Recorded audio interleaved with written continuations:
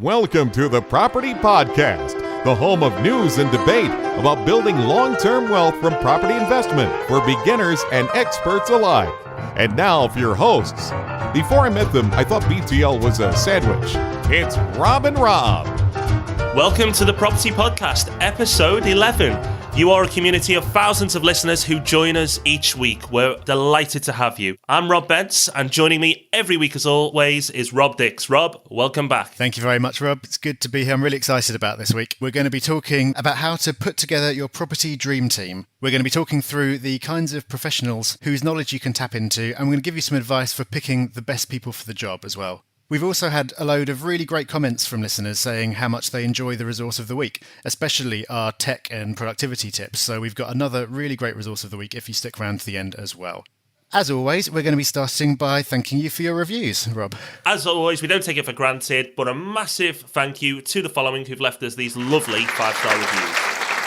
JP says, guys, this is a great podcast. It's provided me with lots of useful insights. Thanks for taking the time to produce it.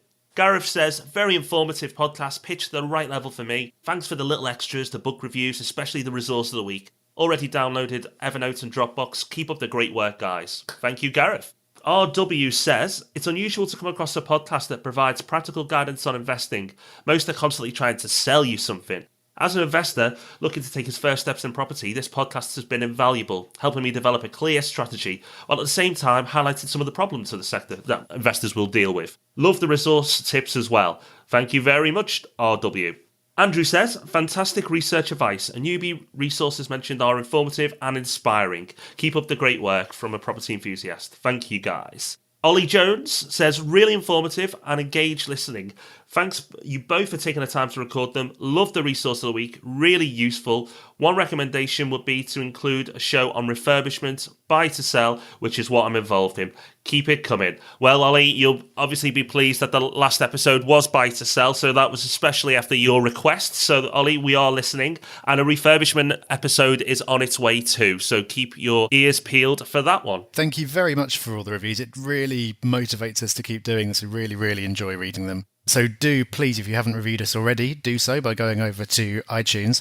You can find a link over to that on the show notes, which are at thepropertypodcast.com/11, because this is episode 11. Yeah, I would like to add, Rob, that the international reviews, we are not going to leave you alone. We appreciate your reviews too. So next week, we're going international in the spirit of Rob, or what you do. We're going to go around the globe and pick out some of the reviews our international friends have left us. So listen out for that next week. We're not going to be deterred by iTunes crashing every time we have to change to look at a different international store. We're going to persist and make sure we read out every one of those. Well, let's move on then to talking about what we've been up to this week. And you've been getting some media mentions, Rob. Yes, very nice as well. I wrote an article a little while back I mentioned last week on Student Pods, and the journalist from the Investor Chronicle, which is a magazine put out by the same people as The Times, went ahead with the article, which was apparently inspired by the article I'd written last year. So I'll link to the notes of my article. I'll link to the Investor Chronicle article as well, so you can have a read. But that was really pleasing because it's something I'm really passionate about. There are some fantastic property investments out there, not just what R&P do. You know, we don't only have the good product, lots of people do. But for every good product, there are a lot of dodgy ones. So it's great to see that it's getting some national press coverage as well. I know a lot of people have invested in Student Pods, so it's not to say that you've wasted your money.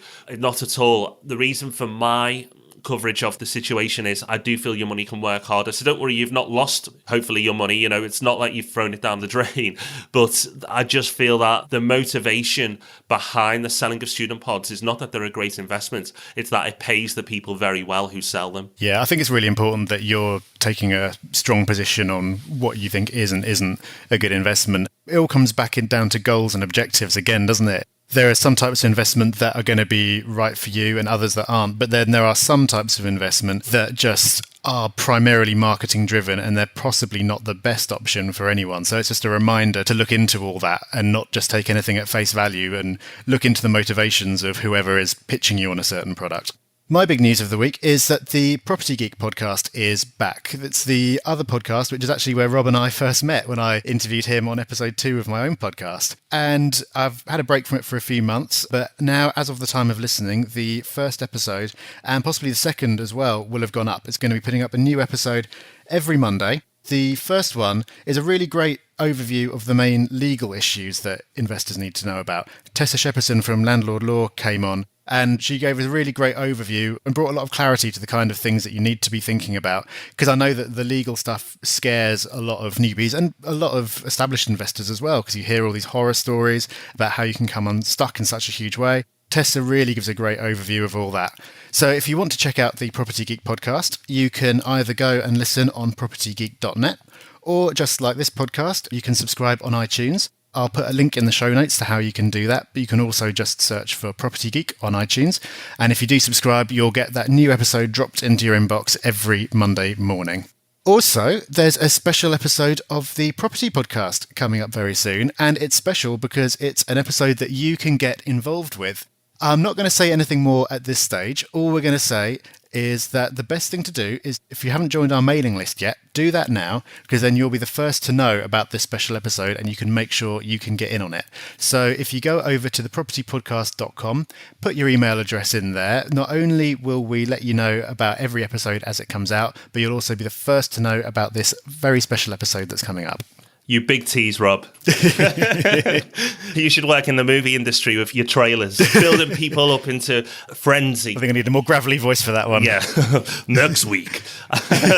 We'll get Rick to do it. Yeah, get Rick to do it. So moving on from us creating movie trailers, there has been some serious news this week as well. First of all, Mervyn King, as you may be aware, is stepping down from his role at the Bank of England. He's stepping down as the governor. Interestingly, he's been very neutral all the way through his reign, all the way through his time there. He hasn't really jumped off the fence either way to say what he actually thinks. You know, he's been very guarded with his opinions. Well, good on you, Mervyn. You're coming out firing towards the end. He's finally coming out with what he actually thinks is going to happen and what he thinks shouldn't happen. And I think that's fantastic. I wish he'd done it sooner. How does this relate to property? Well, as you may have heard in the news over the last few weeks, the government is going to start helping first-time buyers get onto the property ladder by guaranteeing the mortgages. That's a very similar system to what happens in America. America, the government guarantees all the mortgages over there. What Mervyn is warning against is this becoming a permanent measure. And I can understand why. A few reasons. One, the government then is hostage to the property market, so it makes a lot of sense there not to get too involved. But I also think, and he's not said this, but reading between the lines, I also think he's worried that too much intervention from the government could create a new property bubble. Now, another property bubble will happen at some point because it's a cycle. And what will happen is prices will start to rise, and then people will start to think they're missing out, and everyone will jump on the bandwagon, and then another bubble will happen, and another crash will happen. Now, that shouldn't happen for a while, but what I think Mervyn is worried about is that this government's intervention will accelerate that process. There's two sides to this. You could say that, well, there's an opportunity here for the next few years to take advantage of what may be potential growth. Then you have to take a view that at some point that party will end again, like it has done every other decade. Very interesting that he's starting to express his views. I'm sure there'll be more to come after he's retired from his role as well. But I found that quite interesting, Rob. I agree with you that it's nice that he's finally coming out and having an opinion. Maybe he's been saving the rest of it for the autobiography up till now, I don't know. It's good that he's saying this, and I have to say, I agree. The big question is what happens in a few years if the world hasn't magically sorted itself out by then. And as I mentioned last week, I've been on a huge Nassim Taleb kick recently. So whenever I think about this scheme, I think about the collectivization of risk and lack of skin in the game and suppression of volatility and all that stuff. You've got to read this book so you know what I'm talking about. It's really interesting. And I thought it was interesting that you mentioned the property cycle as well, because that's another book I'm reading at the moment, which I'll probably mention next week when I've finished it. But that talks about the way that emotion and various other things drives the market over time. It's really interesting, and the amount of government intervention that there should be could be argued either way, but it's nice that someone is taking a position on it. The other story that we've pulled out is the fact that no one's building any houses, Rob. No, well, not enough anyway, and they haven't done for a long time. So, bit of history. In 2004, Kate Barker released a report that said that we needed to build more houses. And she said to keep on track with current demand, we needed to build between 220 to 250,000 new homes every year. So the latest figures year to date are out, and in the last 12 months, we've built 101,000 new homes, a drop from last year of 108. So we're not even halfway of what we need to be at to keep pace. And scarily, we've not ever hit that target since she released the report in 2004. What does that mean? How does that affect us?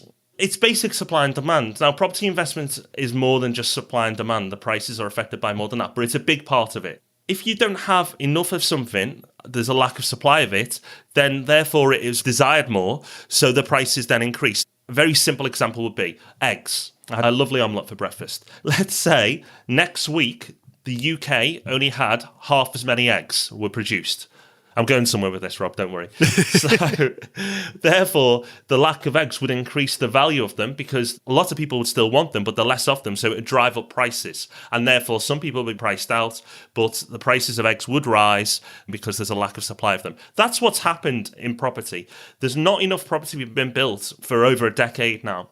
That means that we're continually behind on the supply side of property investment, and that's building up. Now, lending has suppressed the market. The lack of lending has suppressed the market since '08. We're 5 years on now, and that's kept the market down. But I believe has stopped it falling further is that, one, yields are very good. There's a lot of value in terms of where the property prices are at the moment, so they don't really need to go any further down. But also, the lack of supply means that, well, that's keeping prices stable as well. Well, pressure's building up in the background where soon we're going to see that supply issue come to force and the prices will start pushing up again. It's bound to happen because it's another cycle, and I'm quite interested to what you've got to say next week, Rob, after reading that book about emotion and so on. It's all about cycles, and this lack of housing supply and this lack of lending has sort of balanced things out, and I think in future we're going to see this lack of supply have an effect on property prices again. I'm not an expert in this at all, but in most countries where you get a boom and then a bust, in housing specifically, there's all this kind of elation in the market and there's loads and loads of new housing being built, and then something happens and you end up with an oversupply of property and all these the developments that have been started that there's then no demand for. In the UK, that's just not happening. As you say, since 2004, we haven't built enough houses in any single year. So it's just a really, really bizarre situation. Whether it's a good thing or not, I don't know. You probably shouldn't lose sight of the fact that homes are actually places that people need to live, as well as instruments that go up and down in price. But it is a really interesting point, and it's going to be interesting to see if at any point the government does anything to seriously tackle the issue and get more houses being built. I love this every week because I'll ramble about the story and then you'll do a nice summary for me so people go, oh, okay, that's what he meant.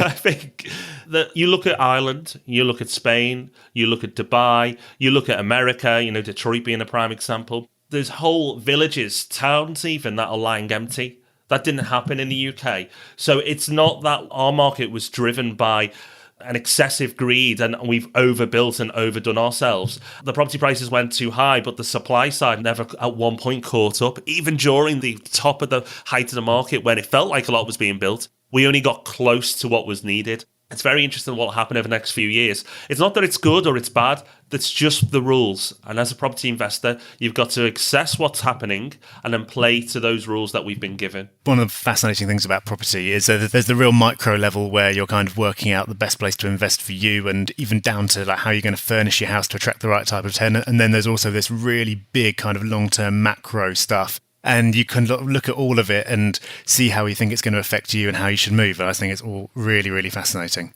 Let's move on to our topic of the week, which is about how to pick your property dream team. Because although property looks like an individual sport, it's a lot more fun in multiplayer mode, if you ask me. I feel really strongly about getting advice and support from other people when you're looking at property investing. That includes your peer group, which we talked about a bit in our episode about social networking, but it also includes buying in the knowledge of professionals who know more about their particular area than you ever could, and about valuing your own time by not just replicating the work that someone else has already done.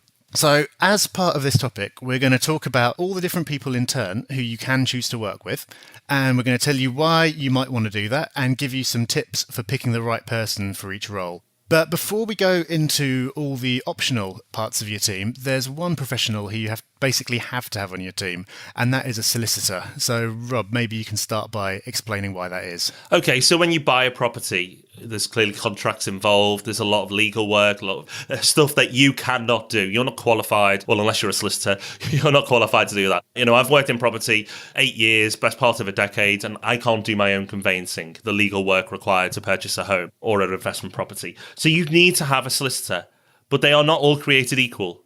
There are some fantastic solicitors and there are some abysmal solicitors, and I've had my fair share of both. I've had solicitors that won't answer the phone even though you're paying them.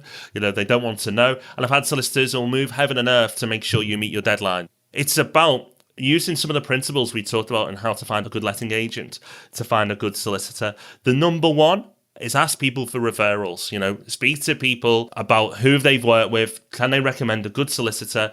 Preferably a solicitor who's worked with investors as well, so they understand the issues and the mindset of an investor. They often understand, that tenants are going to go in there, that sometimes deadlines are important. This is not something that can rattle on for months. To get the deal done, you need this wrapped up in 3-4 weeks. It's finding the solicitors that are on your wavelength, that understand and have experience with investors. A great solicitor is something that can make your life so much easier. It's definitely somebody you need as part of your property team. You don't have a choice, but make sure it's someone who really adds something to your team, not takes away from the experience. You touched on it. Picking someone who understands what you're trying to do is really important, especially if you're doing a kind of a certain type of investing that involves either something that might not be understood by mainstream solicitors, or that where it's really, really important that you move quickly. You do need to know, because the conveyancing process just baffles me how it can take such a long time, even for really straightforward situations. So if it's important to you to move quickly, you've got to make sure you pick the right person who isn't going to drive you nuts. Also, I would say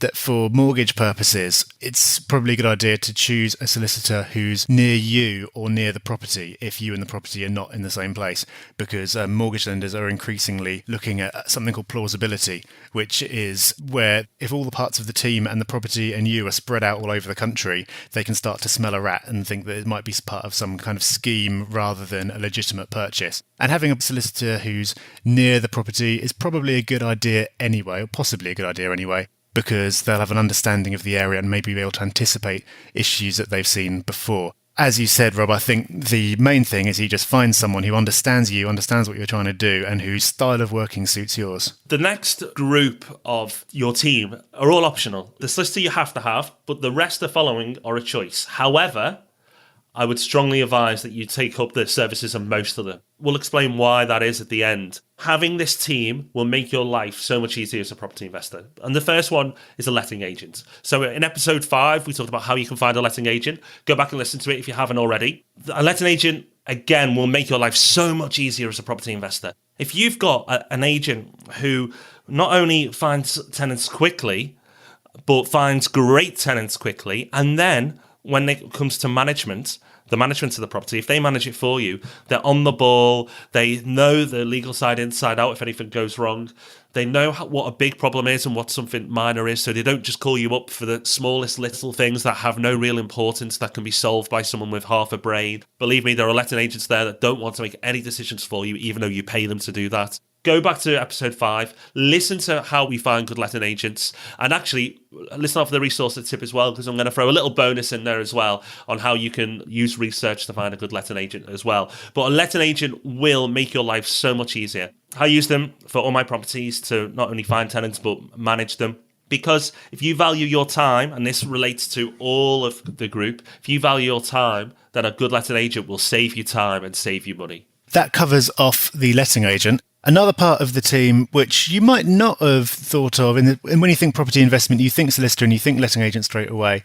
You might not necessarily think mortgage broker, and that's the next person we're going to talk about. If you're buying with the help of a mortgage, you don't have to, of course, but if you do, then it might be worth employing the services of a broker.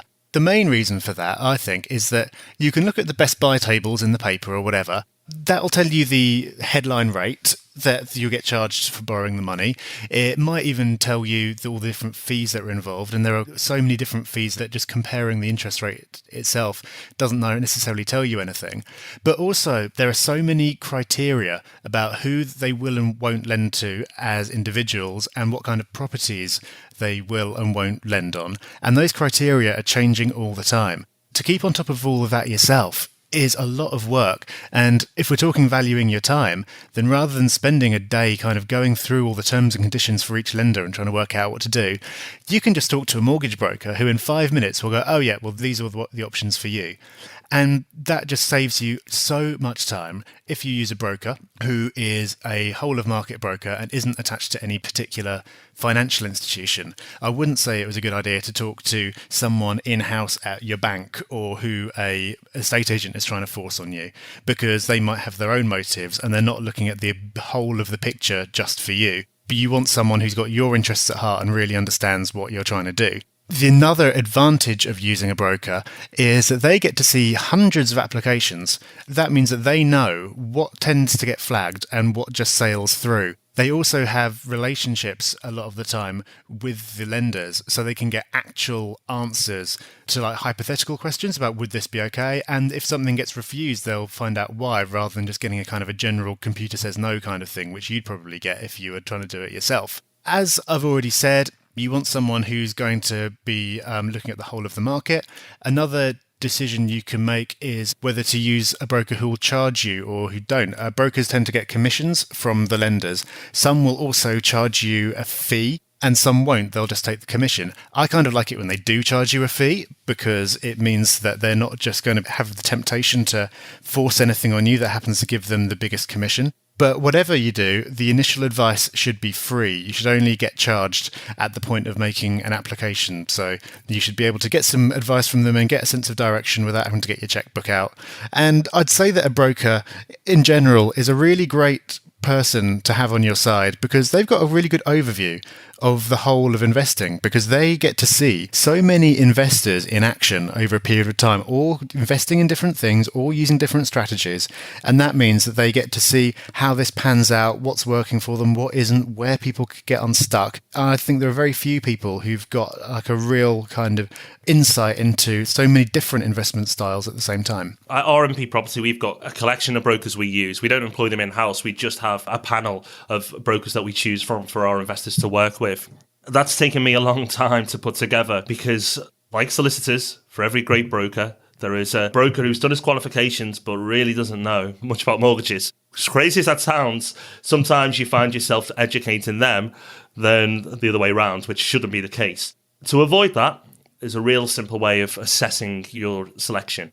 Find out if they, one, invest in property themselves, or two, work with a lot of property investors. Because a broker who just works with your mums and dads to get the home, lovely, that's great.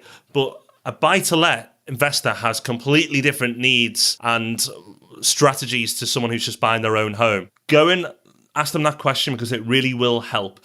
For example, your strategy may be to try and refinance after 6 or 12 months. I'm not saying it is, but that may be one of the cases.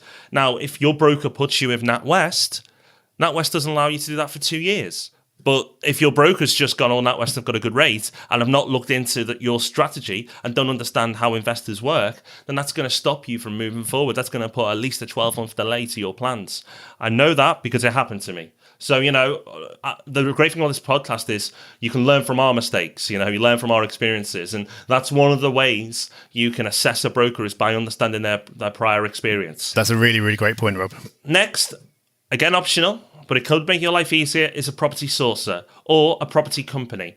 So a property sourcer can be an individual who goes out and sources property. There's plenty of them out there. Or it could be a property company like R&P Property. Now, this is optional. I've not put this in that you must have, even though that would be great to put it there. You don't need to use a property sourcer. You don't need to use a property company. You could walk into estate agents and buy a property.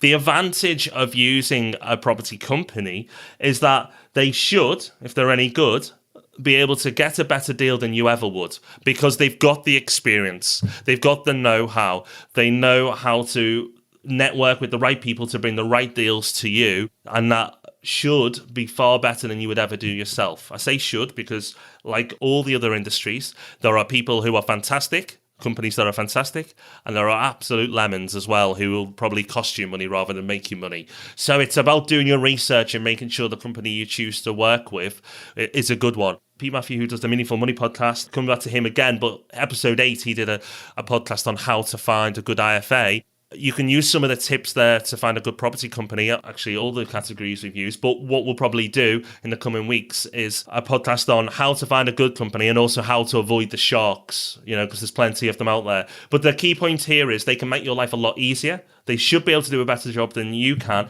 So therefore, they can help you accelerate your plan and maybe even make you more money than you would do than going out alone. The real point here is that you can, by all means, use a sourcer, but you need to understand what you want and how they can help you to get that, because there's a real trust issue with the whole thing. So, like you say, there are so many dodgy companies and they just want to push on you whatever they happen to be selling, whatever they get the commission for that week. And what I love about your approach is that you make sure that people really, really understand what they want to buy and why and how it's going to help them get to where they want to be. And that's a really important step. Because of all the trust issues and because of all these dodgy companies, I used to have a real issue with using sources of any kind, because it's just like, well, how do I know? At least if I do it myself, I'll know that I own my own decision and I know that I'm doing things for the right reason. If you educate yourself and you know what you're doing, then you'll be able to assess everything that people are saying to you. And using a sourcer who's got better connections and better access to deals than you have is no bad thing. And if it costs you some money, that you'll be charged a fee, but then if you work out that fee over the amount of money that this property is going to bring you in terms of monthly income and capital growth over the term of your investment, which could be 20 or more years, is actually very, very little. Using a sourcer can be a really useful thing as long as you've got that base knowledge to start with. Moving on, the next member of the team that you could use is an accountant. We should possibly do an episode on tax at some point, because it doesn't sound like an interesting area, but it kind of is. I always used to think, the more tax I pay, the better, because it means I'm making more money. But there is a lot more to it than that. I am self-employed, so I use an accountant anyway.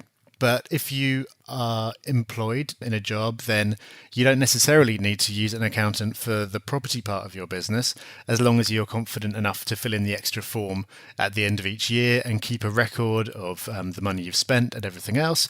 You could probably just read a simple book about it or read a few articles and know enough to be able to get through that process yourself if you wanted to. The real benefit, though, of using a property specialist accountant is that they'll know exactly what deductions you can claim. If you're doing it yourself, you might be in the position where you either don't know about a certain thing that you can quite legitimately offset against tax, or you might be kind of suspect that you could do something but not have the confidence to put it down because you just don't know. And that's the great thing about an accountant. They will be able to tell you exactly what the rules are. And again, from working for lots of other people, they'll know all the tricks that you can pull to minimize your tax liability. The key thing here is using a property specialist if the accountant is purely for your property business, because there are many, many different flavors of accountant. There are good ones and there are bad ones, and there are some who are good at one thing, or they're good in a general kind of sense, but they're just not property experts. So there might be things that they don't know. And as we've mentioned before, I think the best test is to look at someone who's a property investor themselves, because that really shows that they're properly ingrained in the business and they're going to know what you can do. The record keeping, whichever way you do it, whether you do it yourself or use an accountant, isn't that arduous. But by using a professional, if they understand the business properly, it means that it's going to save you time, because you're not going to have to sit there crunching all the numbers and worrying over what to put in which box at the end of the year. But it might also save you some money. Yeah, an accountant, if they're any good, will save you more money than they charge you. It's as simple as that. That's the way you have to view all these things. They will charge you money, but if they're good, they will save you more than what they charge you. That's the whole reason why you should develop this team. But all of them really tie in nicely to this last one. And the last one is a mentor. You can have an individual mentor, or you could have one of the above being your mentor, or all of the above being your mentors to help you on your property journey. So let me explain what I mean by a mentor. A mentor is somebody with more experience than yourself, who will help you guide you through the process of becoming an investor, and then when you're an investor, expand into the next stages of your portfolio. Now, I've been in property 8 years, but it wasn't one day I didn't know anything about property, and then the next day I woke up, got out of bed, and suddenly I was like, oh, I'm an expert. It didn't happen that way. It took time, it took experience, but also it was working with people who were more experienced than me, learning from them, effectively mentors, who helped me become a better investor and helped me know more about property so that I could get to a point where not only can I advise people on property investment, but actually know more than 99% of people out there. It takes time, but a mentor can help you accelerate that process. You can go out and find somebody, a mentor, who will take you through that process. Some people charge for that. A lot of people, though, will do it for free. If somebody who has a passion for property, if you approach the right people, then I'm sure they'll guide you through becoming a property investor. Now, that doesn't mean they start working for you full time. That might be an hour a month on the phone just to, maybe 2.5 hours spread out, just giving you some help and advice. But as I said, you can go for an individual, but don't feel like you have to, because if you assemble the rest of the team that we've gone through and they're good people, a good solicitor, a good letting agent, a good property sourcer, a good mortgage broker, a good accountant, they all really should become your mentors as well. That's the whole point of this. So you can find an individual, but the rest of that team that you've assembled, your dream team, they should be able to act as mentors for you as well. A mentor doesn't have to be one person. A mentor doesn't have to call themselves a mentor. And the mentor doesn't have to charge you money. And really, you should be learning from everyone. And having this team is probably the best people you can learn from. A good broker, solicitor, sourcer, accountant, agent will not just kind of do the job that you pay them to do and just kind of give it to you at the end and they go, there you go. They will advise you as you go. And that knowledge and the little conversations you have with them, you can pick up so much from. Having a formal mentor, whether you pay them or not, can be a great thing.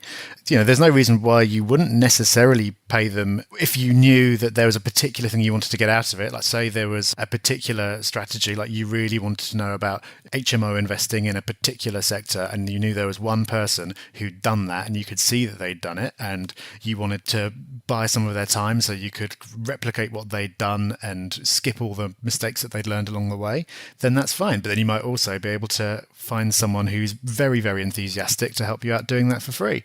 Mentoring doesn't have to be a thing that you pay money for, then receive a certain amount of time in return from. It's a relationship you can have with lots of different people, and it's just a mentality that you want to be learning from lots of different people in lots of different ways. That really sums up the whole thing here, is that this team that you assemble, they're going to make your life a lot easier. They're going to be able to mentor you. They're going to be able to save you money. They're going to be able to hopefully make you money. They're going to make your whole journey in property investment a lot easier. The narrow-minded people are the people who think, well, actually, I can save a few pounds here and there by doing it all myself. Well, actually, they're the people who are probably far less likely to be as successful in property investment because they don't value their time. If somehow you don't work an hour in the week and you want this to be your new job, then fair enough. But most people do work. And if you do work, then do you want to spend all your evenings and weekends making sure that you're good at letting your properties, that you're good at managing your properties, that you can source your own mortgage deals, that you're getting the best ones for your strategy, that you can go out and then find all the deals, you can do better than what other people would do, and then you do your own books? Madness. I have all of those people in my team. And in my company, I don't do the sourcing. I have somebody full-time who does the sourcing for me. I even have somebody there. I've sourced previously, but I have somebody who's better than myself. My strength is in helping people with their strategies, their plans, and their goals, and running a business. So that's why I have someone in my team that does that for me.